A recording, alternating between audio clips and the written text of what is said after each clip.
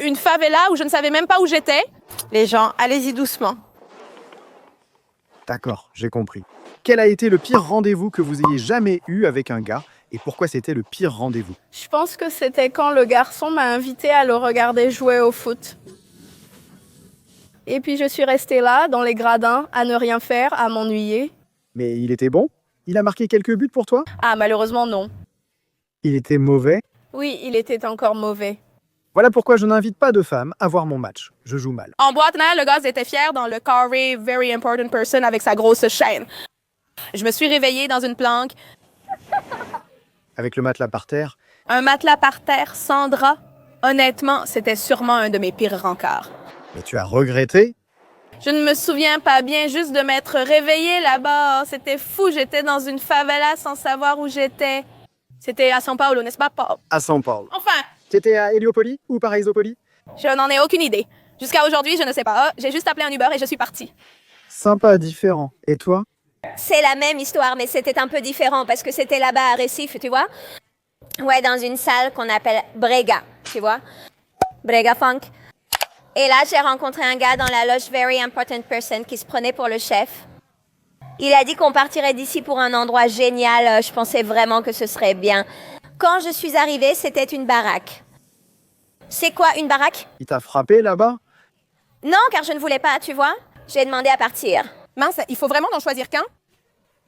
Non, ce qui te vient à l'esprit. Vas-y, dis-le. J'ai rencontré quelqu'un dans un bar et ensuite on est sortis ensemble. Et puis j'ai découvert qu'elle était une escorte. Elle a commencé à me parler sur Instagram, on est sortis, puis elle m'a révélé qu'au début, elle m'avait appelé juste pour que je puisse travailler avec elle. Et j'étais là, mon amour, je ne suis pas... Non.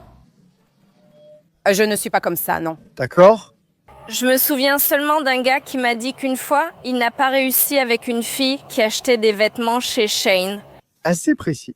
Il affiche un style déconstruit ongle verni, typique du mec de gauche. Je ne peux pas dire le nom, mais c'est parce qu'il était très jeune. Ah, ce n'est pas possible. C'était récemment avec un gars que j'ai rencontré sur Tinder et parce qu'il m'a... Joliment, il lui ai demandé un bar sympa, il m'a emmené dans un bistrot de quartier. C'était horrible. Du genre où la grande bouteille coûte 8? C'est ça, ça m'est égal. Mais bon, s'il m'avait prévenu, ça aurait été. Mais non, j'ai suggéré un bar et il m'a emmené dans un autre. Donc c'était horrible. J'ai dû utiliser ce vieux truc. Oh, mon père, ma grand-mère ne va pas bien. Et voilà. Je me suis enfuie. J'ai pris la fuite. Oui. Elle s'est préparée, ongle verni. Oui, les cheveux, n'est-ce pas? Toutes celles aux cheveux bouclés savent qu'il faut se préparer. 1 heure perdue à me préparer pour rien. J'ai déjà eu un pire rendez-vous parce qu'il était vraiment petit et ça n'allait pas bien. En plus d'être petit, il ne faisait pas... Il ne le faisait pas bien. Tu lui as donné une seconde chance? Non? Je suis du genre à disparaître. Les gens, très doux et gentils. D'accord, j'ai compris. Le gars a pris rendez-vous mais n'est pas venu. Donc ça ne s'est même pas passé. Ça ne s'est même pas passé. Je suis restée plantée là. Il a expliqué pourquoi? Il a prétexté que sa mère était malade. Sa mère était malade, sa grand-mère au jujitsu. Ce n'est pas qu'on dépende de quelqu'un pour nous payer quelque chose, mais mon pire rendez-vous, c'était un jour où un garçon m'a invité à sortir et il a tout simplement choisi tout ce que je devais manger, ce que je devais boire. J'ai dit, non, je veux une Heineken. Lui, on prend une Brahma. J'ai dit, c'est moi qui paye aujourd'hui. Et lui, non, c'est moi pour la Brahma. Si tu veux, c'est comme ça. Donc, ça a été mon pire rendez-vous parce qu'il voulait m'imposer ce que je devais boire et ce qu'il pouvait payer. Je ne sais pas si c'était vraiment ça. Et enfin, ça a été mon pire rendez-vous parce que je n'avais pas mon mot à dire. Je n'avais pas le droit de choisir. Laisse-moi réfléchir. Ils ont tous été mauvais. Il faut voir le pire. Si tu es célibataire, tu peux laisser ton Instagram pour que d'autres essaient de te rencontrer. Oh, laisse-moi voir. Il m'a emmené manger un hot dog sur la place, à Saint-Créais, sur ces petits bancs en plastique blanc. Ah, j'ai compris. Il a dépensé 5 réais pour moi, car je n'en ai mangé qu'un. Puis il a mangé un hot dog et une saucisse. C'était une personne que je ne connaissais pas personnellement et cette personne utilisait beaucoup de filtres sur Instagram. Je m'en doutais déjà, mais tu sais, au moment du rendez-vous, là, ce n'était pas quelque chose qui m'aurait dérangé normalement. Mais ce qui m'a contrarié, c'est le mensonge, tu vois. Il refusait les appels vidéo et n'envoyait pas de photos du quotidien. Alors, quand on s'est donné rendez-vous en personne, là, j'ai eu ce sentiment d'avoir un peu été trompée, tu comprends? D'accord, tu as eu ce contact où? Où l'as-tu trouvé? Oui, mais il m'a ajouté sur Instagram, puis on a commencé à discuter, on a échangé nos numéros WhatsApp. D'accord. Ensuite, il n'y a pas eu une autre rencontre? Non, non, il n'y en a pas eu. C'était à un où ses amis sont venus aussi, alors j'ai trouvé ça un peu déplacé comme ça. Waouh, il a amené ses amis à... Oui. Ouais, en fait, je suis déjà allée rencontrer ses amis, ça, je ne le savais pas. D'accord. Donc pas de second rendez-vous. Il n'y en a pas eu. Où as-tu rencontré ce gars? C'était aussi à Bétim. C'était dans un centre sportif qu'il y avait là-bas, alors on a décidé d'y aller. Il jouait à l'époque dans ce centre sportif et j'ai rencontré ses amis là-bas. Enfin, ses amis étaient tout de même intéressants, mais j'ai trouvé que ce n'était pas approprié pour la situation. Avec mon ex. Mais un vrai rendez-vous à sortir, vraiment? Un rendez-vous pour sortir. Dis-moi pourquoi. L'endroit, les gens, les ressentiments. Les rencontres pour arranger les choses, ce n'était pas très agréable. Non, Ah, vous vous êtes revus après la rupture, hein? c'est ça. Depuis combien de temps es-tu célibataire? Ah, ça fait déjà plus de 2 ans. Ah. Eh bien, la première chose qui m'est venue à l'esprit, c'est un rendez-vous avec un gars qui était vraiment prétentieux. Il n'arrêtait pas de parler de lui-même. C'est moi qui ai dû poser toutes les questions, lancer la conversation. Même pour servir le vin, tu vois, c'est moi qui ai servi le vin parce que je suis très polie, mais je me suis retrouvée sans vin et le gars ne m'a même pas servi un verre. C'était nul, c'était nul. Pourquoi? Parce qu'il avait l'air d'un obsédé. Ce gars n'a donc pas eu de seconde chance? Non, absolument pas. Le pire rendez-vous, c'est quand il m'a emmené au Nando's, qui est pratiquement... C'est comme un McDonald's en Angleterre. Et puis, il a fait en sorte qu'on partage l'addition à la fin. On est allé dans un supermarché, on a chacun payé notre propre nourriture séparément, puis on a fait un pique-nique dans le parc. Waouh, c'est dingue! Non, je n'ai jamais eu de rendez-vous raté. Quelle femme chanceuse. Mon pire rendez-vous, c'était quand je suis sortie avec quelqu'un qui, sur les photos, avait l'air beau. Et quand je suis arrivée, il ne l'était pas. Il avait toutes les dents de travers, moche. Il ne ressemblait pas aux photos, alors j'ai dit, non, je dois y aller. Et je suis partie. Même pas un bisou. Non, rien. Ce que j'ai dû payer. C'était quoi, un dîner? Un dîner. J'ai dû payer la moitié. Ça part. Comment ça, ça part?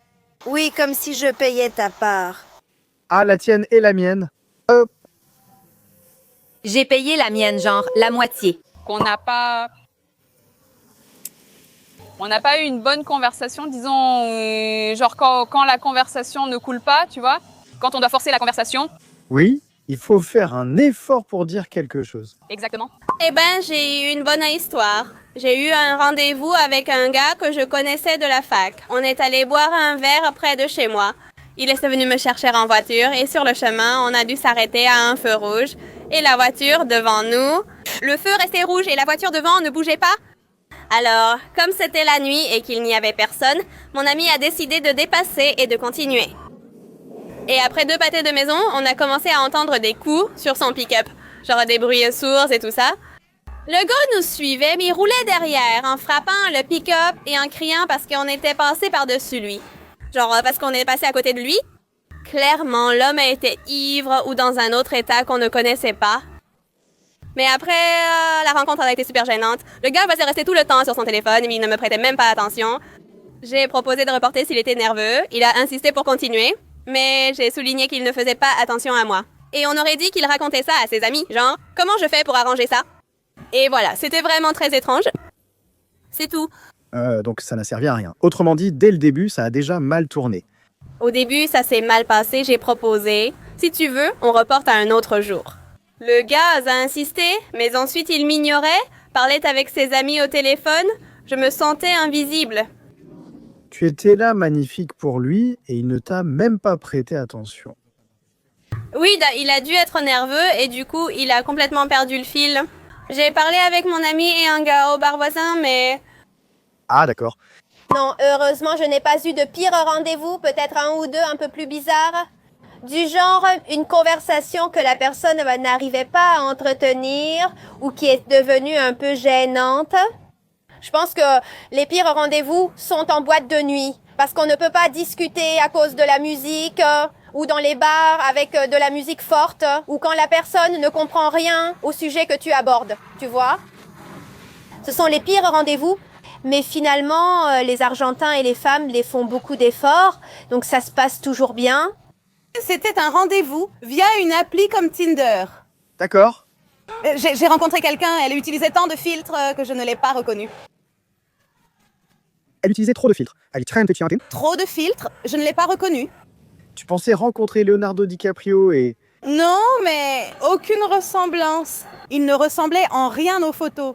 Ni la couleur, ni le visage, ni les yeux, ni la bouche. C'est-à-dire que je n'ai pas réussi à le reconnaître, mais lui, il m'a reconnue. Je pensais que ce genre de choses n'arrivait qu'à nous, mais je vois que non. Non, en Argentine aussi. Et la personne devient un peu agacée, mais ce n'est pas vraiment sérieux. J'ai rencontré un gars sur Internet. Oui. Nous sommes sortis dîner et nous nous sommes retrouvés quelque part.